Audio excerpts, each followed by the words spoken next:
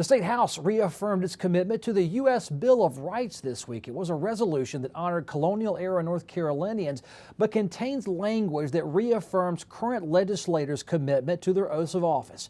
Supporters say there are enough skeptical North Carolinians out there to justify the reaffirmation.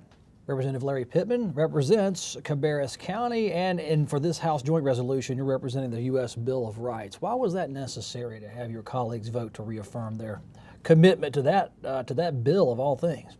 Well, I've had a lot of concern expressed to me by citizens across the state as well as in my district for the attitude that seems to be growing with a lot of folks in government today that the Constitution, which includes the Bill of Rights, is an ancient relic and we need to leave it behind and move beyond it. To me, it's the foundation of government that has made this country great, and we need to reaffirm our commitment to those principles that were expressed in it. North Carolina played a great role in there being a Bill of Rights. There wouldn't have been probably a Bill of Rights without states like especially North Carolina pushing for it. North Carolina was the 12th state to ratify the U.S. Constitution and refused to do so without a Bill of Rights in it. We already had our own Declaration of Rights, which was a big part of the basis for the Bill of Rights. So North Carolina, of all states, needs to continue, I believe, to support what the Bill of Rights is all about. So since some people had expressed concern and one of my constituents had actually asked me to run a resolution on this, I felt, yeah, let's do that. So you run a resolution, get all but a hand, just a couple, vote in favor of reaffirming their commitment to the Bill of Rights. But for people who just don't believe in you politicians, how do they believe this, that your oath, your reaffirmation means anything at all? I know there's still always a possibility somebody can take an oath or say yeah to this and really not mean it. But I felt like people who have that concern needed to hear something from us, that we do have this commitment. And I was very appreciative of the folks who supported it. Down your way, the folks that support you, are they cynical about government even at the state level? I mean, you can only do so much out of Raleigh. A lot of cable news is practically all out of Washington, D.C. How closely are people following what you do in Raleigh compared to what they're doing up in Washington? Well, I think there are a lot of people in my district, certainly a lot of my close friends, who realize that the states still have an important role to play. And we are, I think my close circle are people who believe very strongly in the importance of the states, that after all, we created the federal government.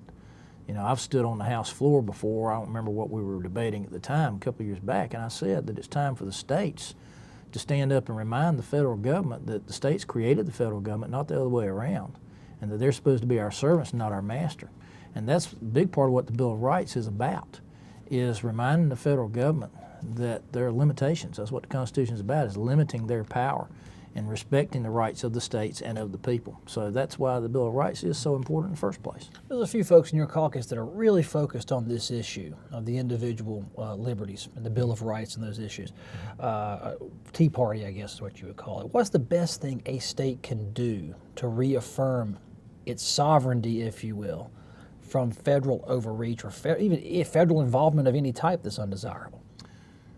I think we need to challenge things that are unconstitutional. You know, people consider the oath to uphold the Constitution of the state not inconsistent with the federal Constitution as meaning that whatever the federal government does is supposed to be just fine. We just go along with it.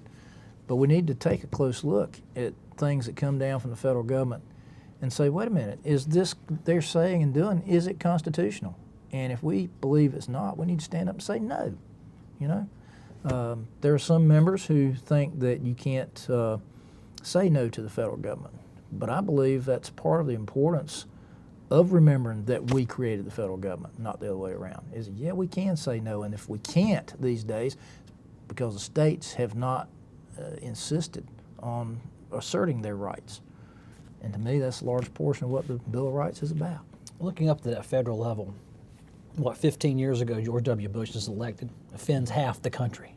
President Obama's elected, offends the other half, and it's been angry that for a decade and a half now. You can throw in wars if you want.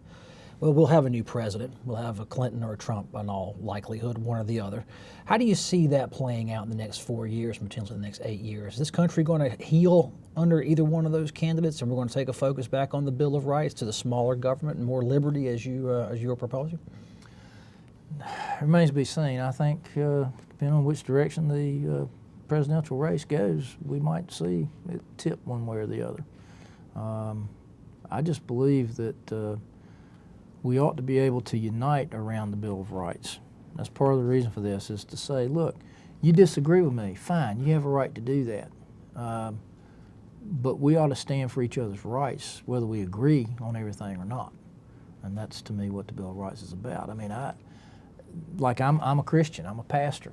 There are people who are atheists, or, you know, some other faith, whatever.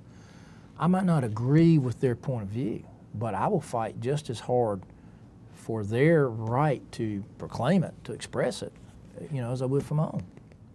Representative, thank you so much for being on the show, and appreciate your feedback on that resolution. I saw it go through, wanted to pick your brain about it, and I'm glad you took this booking, and we'll have you on again real soon. Okay, thank you.